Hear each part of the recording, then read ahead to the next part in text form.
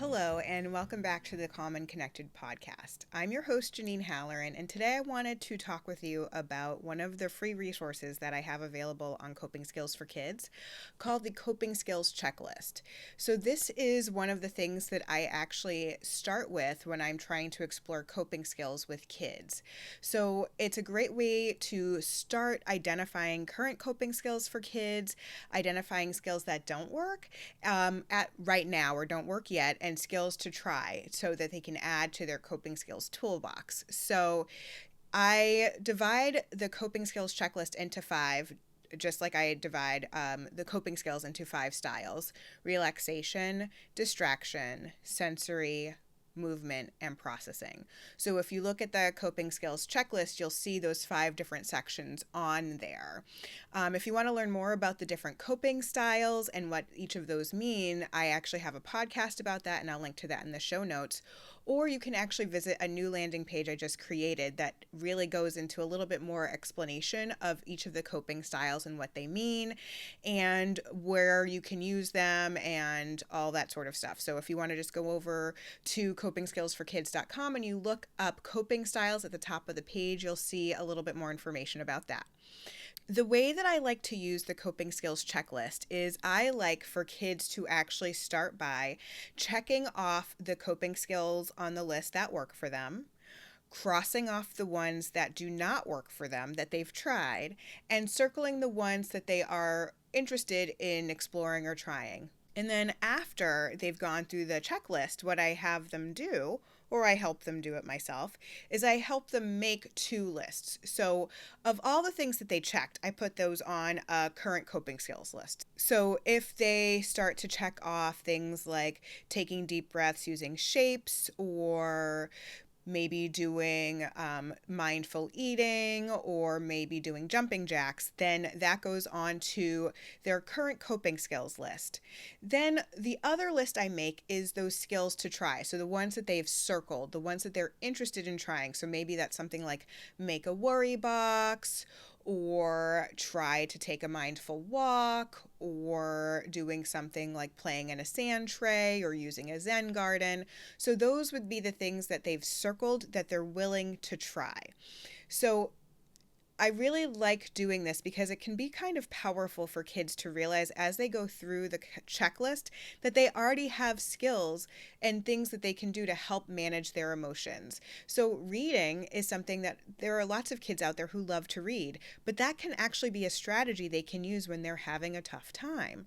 The other thing that I like to try and emphasize with kids is that there are so many coping strategies out there, so many different ways that you can work and try and help manage all of the thoughts and emotions that you have. So to be able to expand your coping skills toolkit is a great idea, because not all skills will work for all emotions. So some strategies work better when you're feeling frustrated, some strategies work better when you're feeling sad, and some strategies, it depends on where you are. So I always use the example of you can blow bubbles when you're at home, but if you blow bubbles in a restaurant, it's a little bit weird.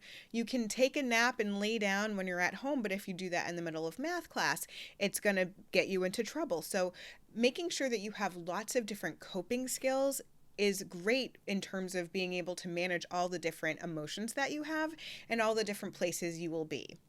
So I have used the coping skills checklist in individual therapy, in small group settings, and in large group instruction, so actually whole class instruction. For group and whole class instruction, I like to make sure that the kids are able to read at a pretty good level, pretty independently, because it is a lot of words on there. So for those sorts of groups, I like to make sure that they can do the work independently. When it comes to individual, it's not as big of a deal, because a lot of times when I'm working in an individual setting with a child, I'm helping them work through the checklist myself. So we work on it together. So the reading part isn't as significant there. So there are lots of modifications that I make for the coping skills checklist. Sometimes it's too overwhelming for a child to read it by themselves, so I will read it to them. I don't really mind if I'm doing the reading and I'm the one who's checking off or crossing off or circling. I just really want to get to the point of understanding what's going on for them. So it doesn't really matter to me which way I do it. I want to make sure that it's being done in a way that is most helpful to them. Really, it's more about the discussion than about having them be the one who's checking off or crossing off. It really is more about trying to explore, and you can have some really interesting conversations when you're just talking about the different things that kids enjoy doing, kids like doing, things that they haven't tried or have tried. So I really appreciate that part of working with kids. I also, when I'm working with children in a one-on-one setting, I don't go through all of the whole entire checklist in one setting typically. I tend to focus on one style a week, so that way we sort of go through and we focus on one style, and then we really dig into what are the things that help you relax, what are the sensory coping skills that you like, what are the movement coping skills that you like, and really exploring that in a little bit more depth. I have the flexibility when I'm doing individual therapy that I have a 50-minute hour, so I do have a good chunk of time with kids to go through it with them and take our time as we explore what strategies work and what strategies don't and what strategies they haven't tried yet.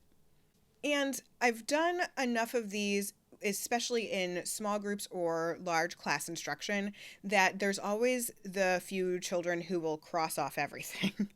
And the way I try to prevent that is to tell them at the beginning, you may see a lot of strategies on here that you've never tried before.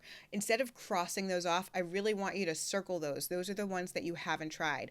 I want you to only cross off the things that you have tried and don't work, because I think that makes the most sense. We don't want to limit ourselves in what our coping strategies are. And, maybe they try it and maybe they don't like it, but they might like it maybe 5 or 10 years down the line. I see myself as sort of planting a seed earlier on to give them an opportunity to try and practice some different things. If it doesn't work for them right now, this doesn't mean that it won't ever work for them in the future, but it gives them the exposure to trying a different strategy. And one thing I just want you to keep in mind, sometimes coping skills checklists look messy after you're done with them. A lot of mine, there's crosses, there's circles, there's words we add in, and, there's that space at the bottom where you can add different coping skills, add different strategies that work for that kid. It's messy. I like to think of it as a living document. Like, these are this is a snapshot of what works for them right now. But if we did the checklist in another 6 months or a year or 2 years, it might look different. But this gives us just a good, quick glimpse into what works for them, what they like right now, and what might be helpful for them as they are trying to figure out how to manage all of their emotions. So this is a resource that I offer, again, for free at copingskillsforkids.com. Please feel free to go to the store and check it out. And I hope you have found this helpful. I hope you find the checklist helpful. I know I've gotten some great feedback from clients and other colleagues of mine who have really used it quite well, and lots of other people who have downloaded it and say they really enjoy it. One thing, just keeping in mind, I would love to make a visual checklist so that it's more appealing and easier to access for kids who aren't as able to read. So I'm going to be working on that one soon. So stay tuned. If you want to be one of the first people to be notified when that checklist comes available, just go ahead and join the newsletter, and that there'll be a link to that in the comments. And if you like this podcast, please feel free to share it with your friends and colleagues and give us a rating wherever you listen. And then one more thing, please don't forget about yourself. Take a few minutes, have a little fun, and have an awesome day.